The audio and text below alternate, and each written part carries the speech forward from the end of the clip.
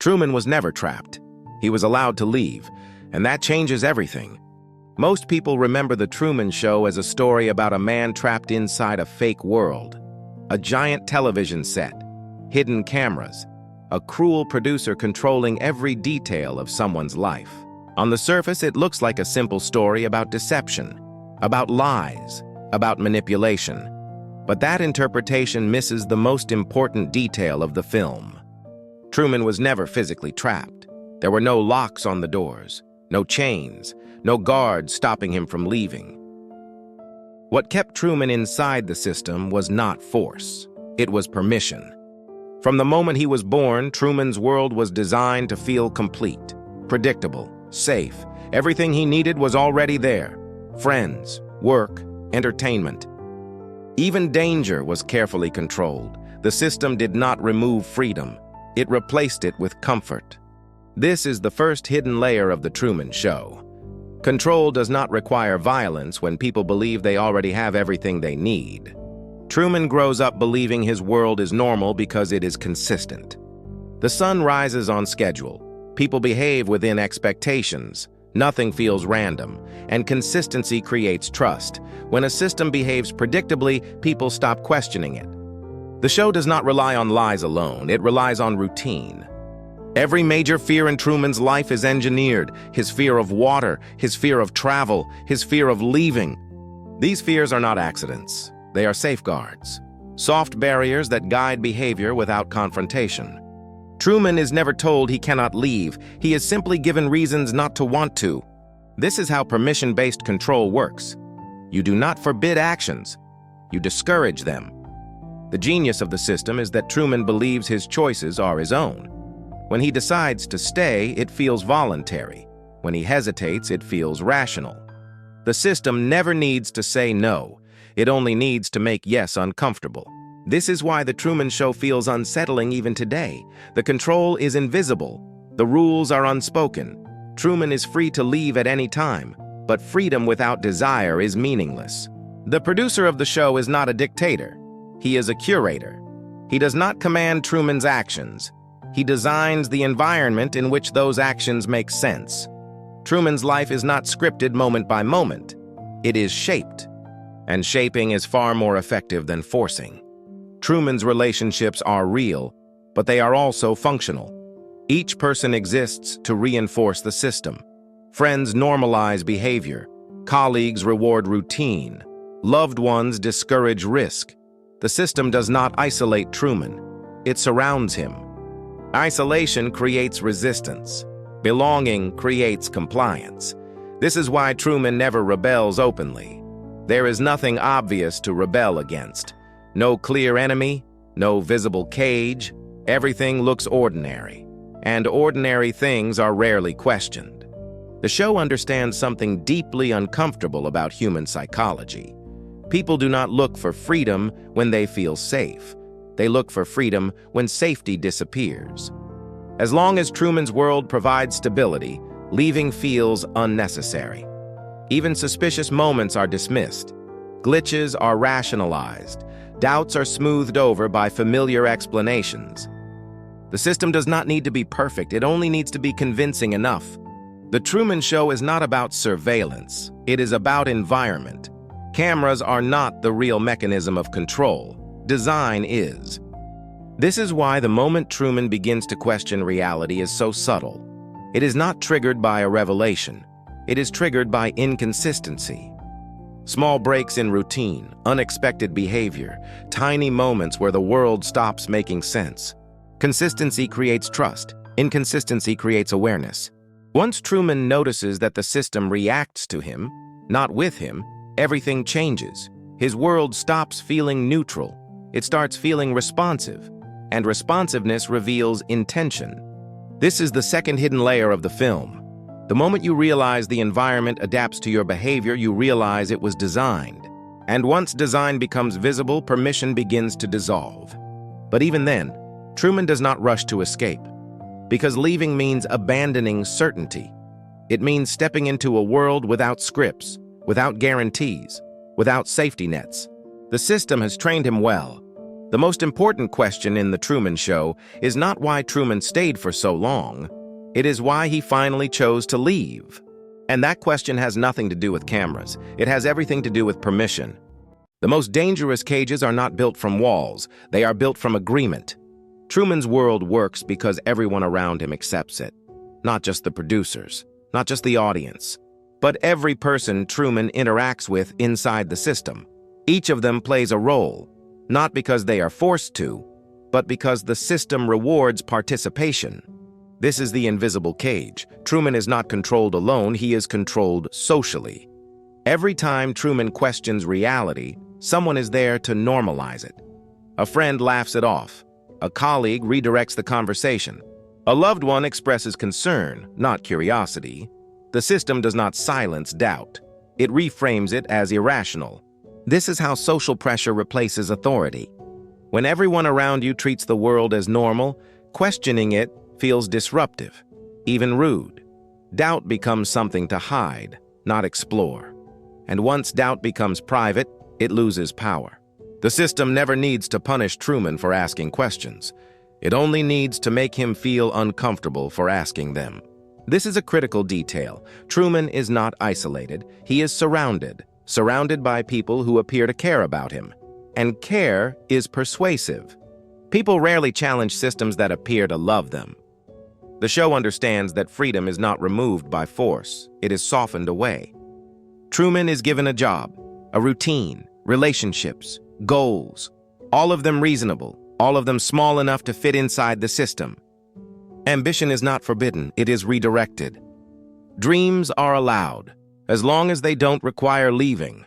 This is why Truman's desire to travel feels so threatening. Not because travel itself is dangerous, but because it introduces unpredictability. The system cannot fully script what happens outside its borders. So it does not ban travel. It associates it with fear. Fear becomes the fence. Fear of water, fear of accidents, fear of loss. These fears are not extreme. They are believable, which makes them effective. A system does not need extreme fear to control behavior. It needs plausible fear. Truman's cage is invisible because it feels reasonable. This is why most people watching the film quietly realize something uncomfortable. If they were in Truman's place, they might not leave either. Not because they are weak, but because leaving would mean abandoning everything familiar. The system offers Truman a complete life. It may be artificial, but it is coherent. Outside the system is uncertainty, exposure, judgment, loss of privacy, loss of routine. The choice is not between prison and freedom. It is between comfort and risk, and comfort is persuasive. The audience inside the film watches Truman's life obsessively. They cheer for his escape. They want him to break free. But they also consume his captivity as entertainment. This is another hidden layer. The system is not sustained by villains. It is sustained by spectators. Everyone watching Truman's life believes they are separate from the system. They see themselves as observers, not participants. But observation is participation when it creates demand. The system exists because people want it to. This is the most unsettling idea in the film. Truman is imprisoned not just by producers, but by an audience that prefers watching his life to questioning their own. The show suggests that control does not require secrecy forever. It only requires normalization. Once people accept something as entertainment, ethical boundaries soften. Surveillance becomes a product. Privacy becomes optional. Truman's cage is invisible because it is framed as harmless, as joyful, as wholesome. There is no violence, no suffering, at least none that cannot be edited out. And that is the danger. Systems that appear benign are rarely challenged. They do not trigger alarm. They trigger habit. Truman's world does not collapse when he starts noticing the truth. It tightens. The system reacts gently at first. Small adjustments, subtle corrections. Only when Truman persists does resistance become visible. This mirrors how real systems behave. They tolerate deviation up to a point. As long as deviation does not threaten structure, it is allowed. Once it does, the system responds. Not with force, with pressure. Truman is not told he is wrong. He is made to feel alone in his suspicion. Loneliness is a powerful deterrent. When questioning reality means losing connection, many people choose silence, not because they don't see the problem, but because the cost feels too high. This is why invisible cages are so effective. You can leave at any time, but leaving means giving up belonging. And belonging is hard to replace. By the time Truman truly understands his situation, he is not just facing a system, he is facing the loss of every relationship he has ever known. The cage is not around him, it is within him. The most dangerous moment in The Truman Show is not when Truman discovers the truth, it is when he decides to leave. Truth alone does not destroy systems, action does. For most of his life, Truman suspects something is wrong, but suspicion is manageable. The system can absorb doubt. It can redirect it, soften it, normalize it. As long as Truman stays, even while questioning, the structure remains intact. Curiosity does not threaten control. Departure does. This is why the system reacts so aggressively at the end. Not because Truman knows the truth, but because he is about to step outside the frame that gives the system meaning. A system built on participation collapses when participation ends. The final barrier is not physical, it is psychological. Truman reaches the edge of his world and encounters the last illusion: authority, a voice that explains, a voice that sounds calm, reasonable, even caring. The system does not threaten him. It reassures him. It reminds him of safety, familiarity, and comfort. It offers continuity. This is how systems try to survive their own exposure. They present themselves as benevolent. The voice tells Truman that the outside world is no better, that it is chaotic, that it is harsh, that at least inside the system everything is known, predictable, managed. The argument is not false. The outside world is uncertain. Freedom does not come with guarantees. And that is why leaving is frightening. The film understands something essential about freedom. Freedom is not attractive because it is easy. It is attractive because it is honest. But honesty comes with risk, and risk demands responsibility. The system knows this. It relies on it. As long as Truman believes safety is more important than agency, he will stay. As long as comfort outweighs curiosity, the system wins. The final test is not whether Truman can escape, it is whether he is willing to live without permission. When Truman bows and steps through the door, the moment feels triumphant, but it is also quiet.